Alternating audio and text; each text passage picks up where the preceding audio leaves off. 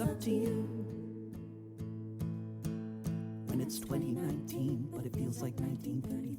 Hi, this is Arnie Arneson, and this is the Thursday edition of The Attitude with Arnie Arneson and producers Dave Scott and Stephanie Collins. We continue to record on Wednesday morning. Once a month, we grab Jonathan Feingold, who is a professor at Boston University Law School. Why?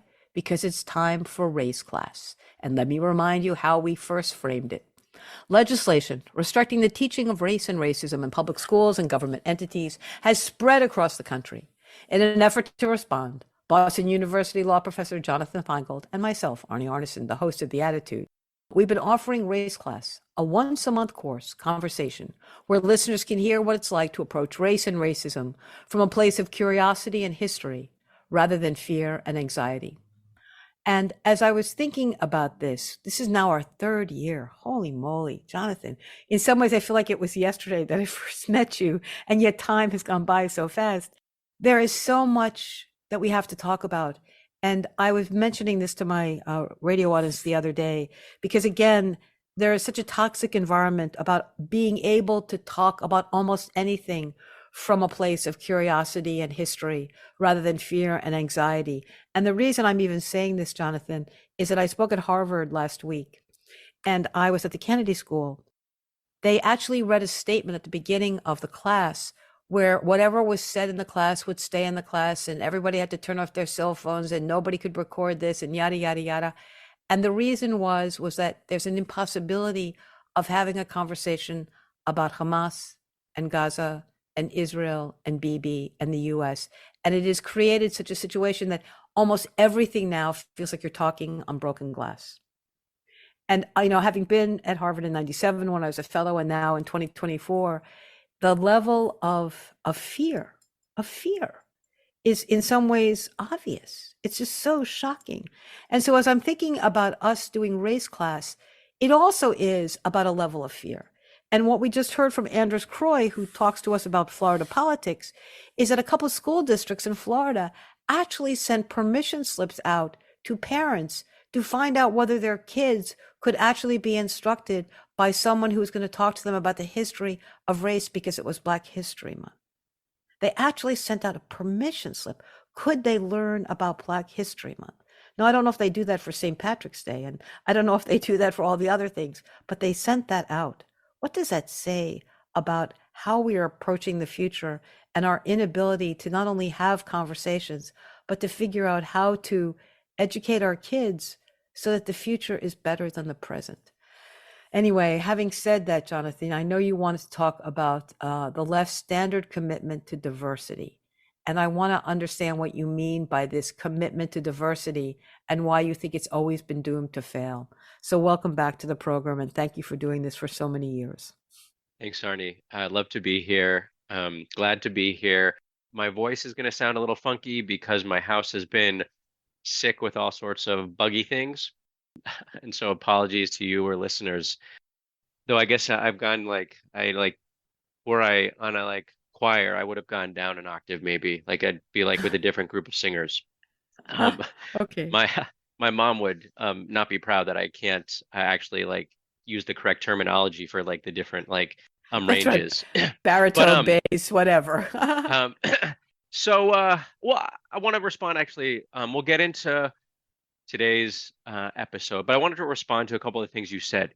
So I think it's true that there are some spaces right now where it does feel like walking on broken glass, but I think that the media has actually done a disservice in overstating the degree to which institutional spaces are spaces in which people are not actually able to engage in thoughtful and considerate ways, and feelings like this sort of paralyzing sense of inability to speak freely. And it's certainly true that there's a lot of places where that is the case, but there's also, and I'm just speaking to personal experience, a lot of spaces that I've been traveling through recently where there's been really rich, open discussion, which isn't to say that people are not very careful about how they're using words and language. So I think that's something that we should privilege and laud. People are trying to be careful with their language and with their words.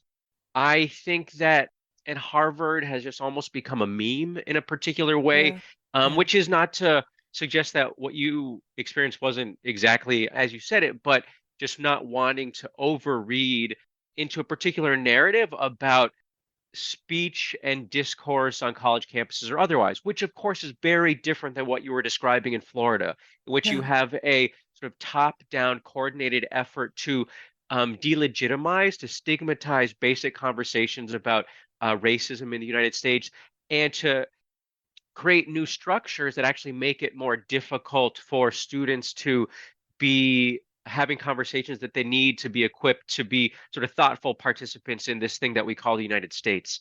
But I appreciate you bringing that in because it's all really important texture for the backdrop of this thing called race class, where Yeah. we have been trying to have really, in many respects, modest, but I think hopefully important conversations that just a tool for others. And something that has been nice for me is that I've recently heard from a number of people who I did not know were tuning in, but have been, and offered positive feedback, which was nice. But it also made me think that we need some external funding so that we can amp the production up and like Yeah. get some nice sound effects. Back in 1971, I went to St. Olaf College in Northfield, Minnesota. Yeah, sure, you betcha. But I was raised on Long Island, okay? And I was raised with the Socratic method. Okay, that's how I was raised. We were taught to challenge, to question, to challenge, to question. And back in 1971, I'm at St. Olaf and I'm raising my hand all the time. And finally, someone pulled me aside and said, "We don't do that here."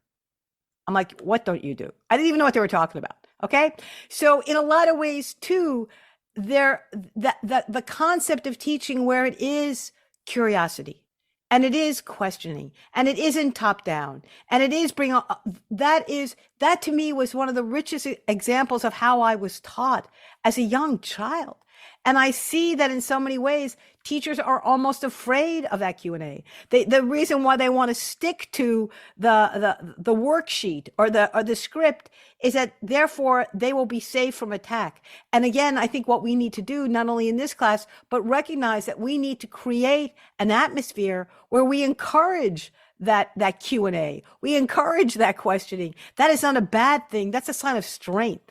And that's one of the reasons why I love race class is that it's a place where we can ask the questions. And when you sent me this thing about the left's standard commitment to diversity, I thought we're supposed to celebrate diversity. Oh, well, so that's a great pivot. Because, yeah, it is. It's like, I'm yeah. like, wait a minute, I thought that was like up and down the flagpole. I love diversity, you know? Yeah, I want it in my garden, I want it on my plate, and I want it in my culture.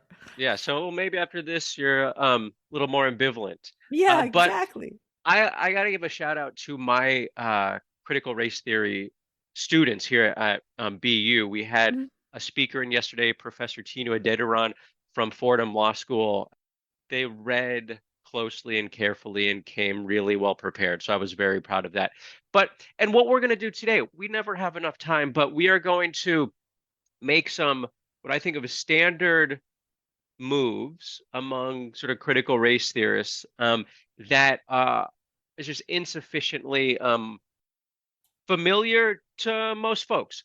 And so the question that I want to ask, what do Brown v. Board of Education and DEI have in common? And this is essentially having that the conversation that we're going to have, but from a slightly different angle. But so the question again, I'm asking rhetorically now. You don't have to answer. Yeah. I'm going to ask Okay. a lot of questions that I didn't prep you for, which is like the opposite of Totally fine. good teaching practices. So Brown v. Board and DEI, what do they have in common? Two things. The first is that both are vilified by the right. Yes. The second, so that's sort of like the standard story. That's what we all know. But then the second one, this is actually the important one. Both tend to reinforce racial hierarchy. And, that thing that the right safeguards. This latter one's like, people are going to be like, whoa, you can't like shoot daggers at Brown. Brown is our thing. Brown v. Board of Education, but like the two things, vilified by the right, but actually can reinforce racial hierarchy. And then three, there's a third, we're not going to talk about it too much, is and both Brown v. Board of Education and DEI, or diversity for shorthand, have both been effectively co-opted by the right. So vilified by the right, actually reinforce racial hierarchy, and then effectively co-opted by the right as well. So let me just ask a question. So I'm thinking about this. So it's the black student that goes into the white classroom. and the goal is diversity, but obviously the goal is we're supposed to genuflect to this white place. And now what we're doing is we're bringing a black student into this white place. So there's this sense that it's almost like you're getting permission to sort of enter this sacred space. Just by showing up there, we have now changed the climate, which we haven't. But as I'm thinking about this, is the opposite of what happened with Brown busing? So we're going to get into this a little bit more systematically, because I want to walk through each of these. Yeah. And like, listen, like no one should take anything either of us say like for granted. Like people should be curious and skeptical. But so just like let's get some data points. So vilified by the right. Today, very few people would come out and actually oppose Brown, but let's go back to 1955, 1956. So Arnie, now I'll ask you a couple examples. I didn't assign any readings, so this is unfair. Any examples come to mind of the right? It's a loose term I'm using, I think generally enough, but like anyone criticized Brown v. Board of Education in the mid 20th century? Has anyone on the right criticized Brown versus I'm just Board of data points. So remember, first, these two things, what do they have in common? Well, they've been vilified by the right. I just want some data points. I want some facts. Okay. So do you recall the Southern Manifesto? Yes, sort of. Yeah. So Southern refresh Manifesto. My recollection. All right. Yeah. So 1956, almost all Southern legislators. So 101 out of 128 Southern congressmen. I assume men is actually like the operative word. Like, yeah, exactly. Adopted this document in which it criticized Brown as a quote unquote clear judicial abuse of power and encouraged states to resist its mandate. So this is like essentially the entire like South congressional delegation on essentially Justin Driver wrote a really interesting 2014 article on the Southern Manifesto, and this is how he describes it. The true meaning of the manifesto was to make defiance of the Supreme Court, Brown v. Board of Education, and the Constitution socially acceptable in the South, to give resistance to the law, the approval of the Southern establishment. So this is just a data point. You know, I made a claim. Brown v. Board vilified by the right. I'm going to give another example here. What year, Arnie, do you recall the year Brown v. Board was decided? Wasn't it 1953? 1954. You're close. Okay. 1954. Okay, close. What year did University of North Carolina's undergrad campus desegregate? I think 20 years later, 30 years later. So I mean, effectively, yes. But formally, the year after, because stakeholders had to sue the University of North Carolina after Brown v. Board of Education to get the university to eliminate its formal policy of excluding students of color. And in the University of North Carolina's briefing to the Supreme Court in 1955, what do you think they argued? Or you're asking what the University of North Carolina was arguing? University of North Carolina, defending its policy of racial exclusion, argues to the Supreme Court the year after Brown that Brown is an unconstitutional, illegitimate use of power, and the court should disregard it, should overturn it. So these are just data points to ground the claim that the right has vilified Brown v. Board of Education. We also know that subsequently, the right has quite effectively co-opted it. We see this every sort of MLK Day when you have folks on the right who are quoting Martin Luther King Jr. to abolish like every civil rights remedy you could imagine under sort of this veneer of sort of color blindness. I don't want to spend too much time talking about the co-opting part, but it is important to note how strategically right-wing think tanks, organizations have been quite deft at recognizing sort of where cultural norms shift and then rhetorically deploying something like Brown to serve ends contrary to at least sort of desegregation. What about DEI? Any examples of DEI being vilified by the right? This one's easier.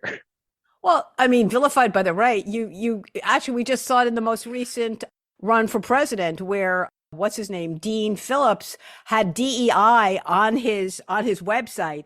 And then a billionaire who hates DEI and wants to remove it from all kinds of forms of public education and in business gave him $1 million for a super PAC. And what did Dean Phillips do? He took DEI off his website. I mean, Yeah, I'm so political that that's the most recent, but that's the most disgusting. Is that here's $1 million. You're running for president as a Democrat, and what do? You genuflect and you remove DEI from your website in order to accommodate this hedge fund, millionaire, billionaire. I mean, that to me that's not the right. That's just infecting every aspect of our politics. so Look what he certainly did. infecting everybody. It's just, I mean, I think the short answer is, well, right now, like, name me a GOP politician who's not going after DEI. Like, that's just every the one of move them. right now. So Absolutely. everyone, okay. Right. So, Right. but Right. that's not actually, that's not particularly interesting. Everyone knows that. What is more important is to try to surface how Brown v. Board of Education and DEI, achievements, goals, values championed by folks on the left, by folks who are Yeah. earnestly interested in racial justice, how both of those things can actually reinforce racial hierarchy. And they do it in a couple ways that you gestured to before. One is they can actually valorize whiteness. So whiteness is a social construct that remains incredibly powerful in United States society. We understand most things sort of through racialized lenses, but both valorize, I mean, actually place value in whiteness, as opposed to diminishing the social cachet that attaches to whiteness. The other is misdescribing racial harm. And so let's think about Brown v. Board of Education. How did Brown valorize whiteness? And this is super unfair because I didn't assign you the opinion. I'll read you some language, but I guess any sense of ways in which Brown v. Board of Education, a decision that we have mythologized in United States society, where I'll say the first time I recall ever hearing someone criticize Brown v. Board of Education was my second year of law school. When Okay. like 25 years into my life, I'd never heard a critique of Brown. Okay. Part of the critique, sort of a standard critical race critique, is that Brown centers and valorizes whiteness. One is, well, what's the remedy to desegregation in Brown? Well, they introduce a black student into a white environment. That's the remedy. Exactly. So integration is generally conceptualized, like what we think about it, and operationalized, how it actually functions, as moving students who are racialized as black into schools that we understand to be white. Mhm. And so that implicitly is suggesting that schools that we understand as white schools are better than schools that we understand as black schools. That, again, implicitly is implying something better about the teachers, the students, the curriculum, the learning that goes on in white schools as compared to quote unquote black schools. Now, it's true that some of those schools were like better, but it's not a function of the color. It's the function of the investment. If you were living in a poor community, then you basically have crap schools. If you live in I mean, I remember seeing two teachers, right? That one teacher went to this community called Amherst. The other teacher went to a community called Franklin. The Amherst school was like going to piazzas. It was like going to a college, but it was actually a public school. Franklin, the other school teacher, was going to a place where they had, like the gym didn't have a flat floor. They didn't have, I mean, again, the fact that we call it black and white is not fair, because it's the gestalt you have to look at and not the color of the students, but the investment that you've made in each one of those institutions. One is consistently disinvested and the other one seems to access investment. How do we talk about that? Well, so a couple of things. One is, like, it is true that in many cases, the schools that with white students were better resourced. It wasn't true in all cases. No, okay. It was not true in all cases. Okay. And also, if you see two schools, one that has been invested in, the other that hasn't, moving students from one school to the underinvested school into the overinvested school isn't the only remedy. Right. You could send resources into the underinvested school. Yes, in ways that also is privileging and or recognizing all of the work that has been done to cultivate sort of rich learning environments in those schools. Because what also happens after Brown is you lose a generation of black educators. Wow. Because it's when you're you are prioritizing the schools, the cultures in those schools, and the people in those schools. And you're suggesting that the harm these other students experience is they can't access those schools.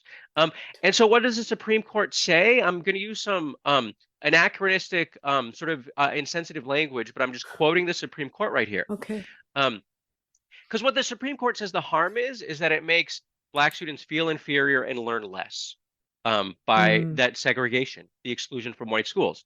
Quote unquote, segregation with the sanction of law, therefore, has a tendency to retard the educational and mental development of Black children and to deprive them some of the benefits they would receive in a racially integrated school. Racially integrated meaning white.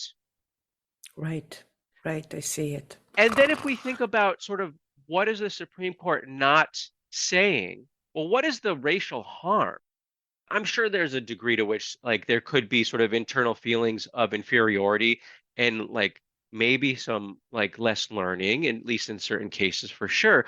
But the primary function, at least one of the primary functions, wasn't just to hoard resources, to misallocate resources on racial lines, but it was to send a clear societal message.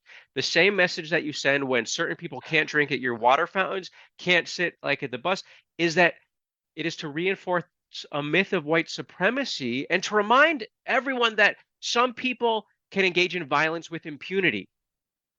Yeah. None of that story is not in Brown.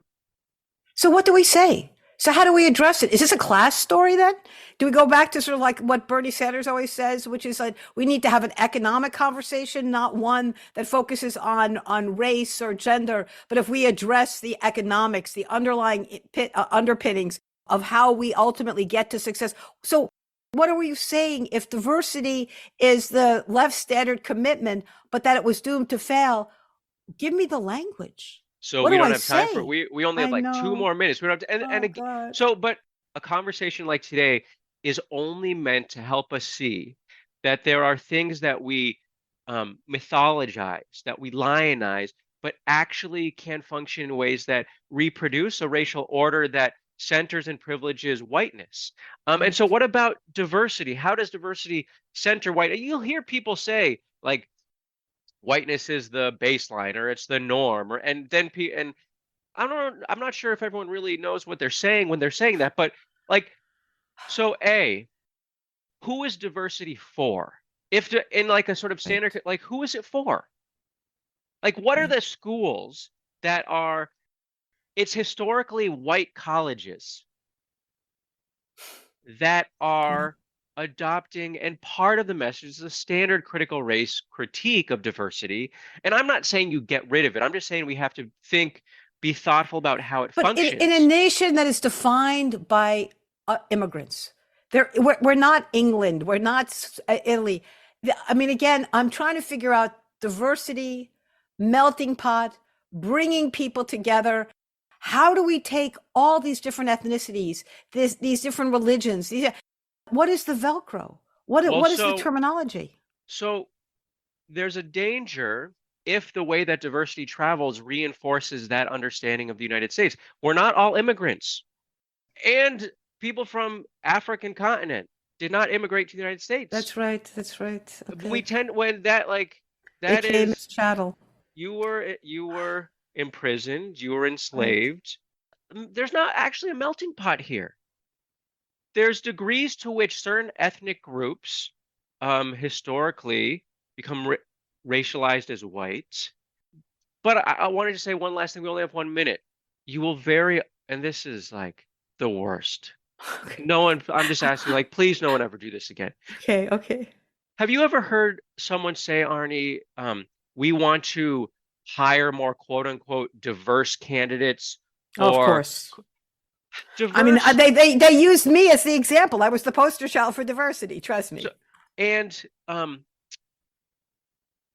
to one extent, that's just like a terrible use of language, because no individual is diverse. Diverse is describing a collection of things. But the second is when you are using diverse as placeholder for individual or group that's historically excluded from an organization, what you are doing is you are discursively, rhetorically centering and making the norm, the baseline, the thing that everything else is measured against, those who are historically included. All And right, so Jonathan, this is making my head explode. Anyway, thank you so much. We have to continue this conversation because I am like, oh, Jonathan Feingold is a professor at Boston University Law School. He joins me once a month so that we can teach race class. Today, we've been talking about the left's standard commitment to diversity was always doomed to fail because it enables institutions to talk about identity without talking about racism and sexism. Thank you so much, I think, for joining me this month, and we will talk again. Take care. Take care, Jonathan. Thanks, honey. Ciao. This is the Thursday edition of The Attitude with Arnie Artist and producers Dave Scott and Stephanie Collins. We will schmooze tomorrow, everyone. Ciao. You